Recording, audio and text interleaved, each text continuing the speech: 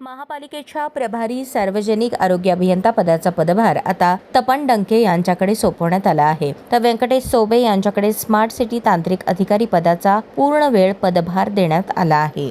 महापालिका आयुक्त डॉक्टर सचिन ओंबासे यांनी आज हे आदेश काढले आहेत. उपअभियंता तपन डंके हे सध्या पाणी पुरवठा वॉर रूमचे नियंत्रण अधिकारी पदाचे काम पाहत होते. डंके यांच्याकडे आता प्रभारी सार्वजनिक आरोग्य अभियंता पदाचा पदभार देण्यात आला आहे. तर प्रभारी सार्वजनिक आरोग्य अभियंता व्यंकटेश चौबे हे आता पूर्ण वेळेत स्मार्ट सिटी तांत्रिक अधिकारी म्हणून काम पाहणार आहेत. महापालिका आयुक्त डॉक्टर सचिन ओंबासे यांनी आज हे आदेश काढले आहेत. सार्वजनिक आरोग्य अभियंता विभागात महापालिका आयुक्तांनी महत्त्वाचे हे बदल केले आहेत. नुकत्याच झालेल्या जिल्हा नियोजन समितीच्या सभेत आमदार सुभाष देशमुख यांनी निधी मंजूर होऊनही पाणी पुरवठा योजनेचे काम मार्गी लागले नाही असा आरोप केला होता. यावेळी पालकमंत्री जयकुमार गोरे यांनीही नाराजी व्यक्त केली होती. दरम्यान महापालिकेच्या 3 अधिकाऱ्यांना कारणे दाखवा नोटीस बजावण्याचे आदेशही पालकमंत्री जयकुमार गोरे यांनी दिले होते. काही दिवसानंतरच सार्वजनिक आरोग्य अभियंता विभागात हा बदल करण्यात आला आहे.